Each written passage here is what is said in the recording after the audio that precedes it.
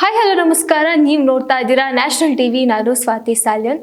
ದುರಂಧರ್ನಂತಹ ದೊಡ್ಡ ಸಿನಿಮಾದ ಮಧ್ಯೆಯೂ ಕೃಷ್ಣನ ಹವ ಜೋರಾಗಿದೆ ಅಂತ ಹೇಳ್ಬೋದು.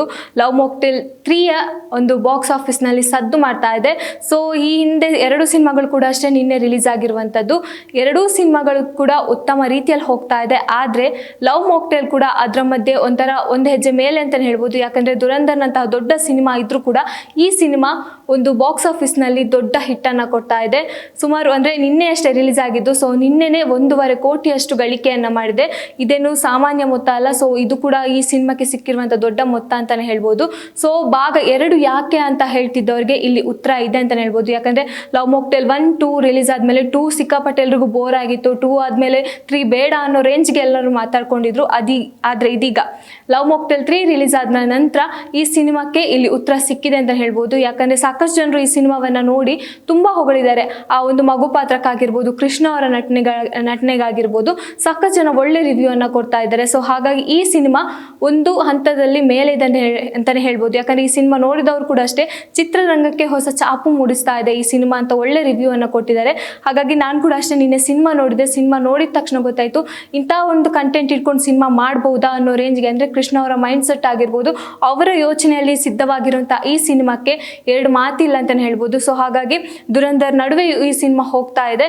ಹಾಗಾಗಿ ಇವತ್ತು ಕೂಡ ಒಳ್ಳೆ ಕಲೆಕ್ಷನ್ ಅನ್ನ ಮಾಡ್ತಾ ಇದೆ. ಇದು ಒಂಥರ ತಂದೆ ಮಗಳ ಒಂದು ಬಾಂಧವ್ಯದ ಕಥೆಯನ್ನ ತೋರಿಸುವಂಥದ್ದು. ಇಲ್ಲಿ ಆಕ್ಷನ್ ಕಟ್ ಇಲ್ಲ ಅಥವಾ ಫೈಟಿಂಗ್ ಸೀನ್ಸ್ ಇಲ್ಲ, ಕೇವಲ ಒಂದು ಬಾಂಧವ್ಯವನ್ನ ಇಟ್ಕೊಂಡು ಸಿನಿಮಾವನ್ನ ಮಾಡಿರುವಂಥದ್ದು. ಸೊ ಈ ಸಿನಿಮಾ ಹಿಟ್ ಆಗ್ತಾ ಇದೆ. ನಮ್ಮ ಕನ್ನಡದ ಸಿನಿಮಾ ಅಂತ ದೊಡ್ಡ ಸಿನಿಮಾದ ಮಧ್ಯೆಯೂ ಮುನ್ನುಗ್ತಾ ಇದೆ ಅಂತ ಅಂದ್ರೆ ಕೇಳೋಕೆನೆ ಖುಷಿ ಆಗ್ತಾ ಇದೆ.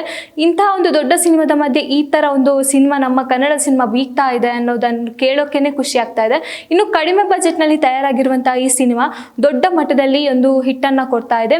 ಹಾಗಾಗಿ ಲವ್ ಮಾಕ್ಟೇಲ್ 3 ಅನ್ನ ಯಾರೆಲ್ಲ ನೋಡಿದಾರೋ ಅವರ ಒಂದು ಪಾಸಿಟಿವ್ ರಿವ್ಯೂನಿಂದ ಆಗಿರ್ಬೋದು ಅಥವಾ ಸಿನಿಮಾದಲ್ಲಿ ಒಳಗಿರುವ ಕಂಟೆಂಟ್ಗಳಿಗಾಗಿರ್ಬೋದು ಸಾಕಷ್ಟು ಜನ ಒಳ್ಳೆ ರೀತಿಯ ರೆಸ್ಪಾನ್ಸ್ ಅನ್ನ ಕೊಡ್ತಾ ಇದ್ದಾರೆ.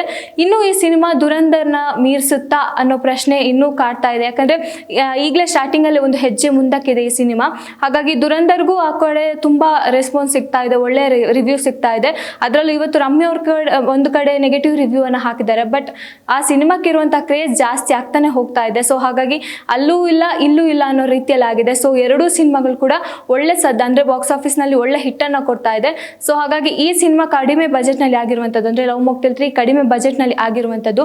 ಲವ್ ಮಾಕ್ಟೇಲ್ 1 ತುಂಬಾ ಇಷ್ಟ ಆಗಿತ್ತು ಅಂತ ಹೇಳ್ತಾರೆ. ಲವ್ ಮಾಕ್ಟೇಲ್ 2 ಗಿಂತ 1 ತುಂಬಾ ಚೆನ್ನಾಗಿತ್ತು ಅನ್ನೋ ಹೇಳೋರಿಗೆ ಈಗ ಲವ್ ಮಾಕ್ಟೇಲ್ 1 ಮತ್ತೆ 2 ಬಿಟ್ಟು 3 ತುಂಬಾ ಚೆನ್ನಾಗಿದೆ ಅಂತ ಒಂದು ರಿವ್ಯೂ ಕೊಡ್ತಾ ಇದ್ದಾರೆ. ಸೊ ಹಾಗಾಗಿ ನಮ್ಮ ಕನ್ನಡದ ಸಿನಿಮಾ ಇನ್ನೂ ಮುನ್ನುಗ್ತಾ ಇದೆ ಅಂತಾನೆ ಹೇಳ್ಬೋದು.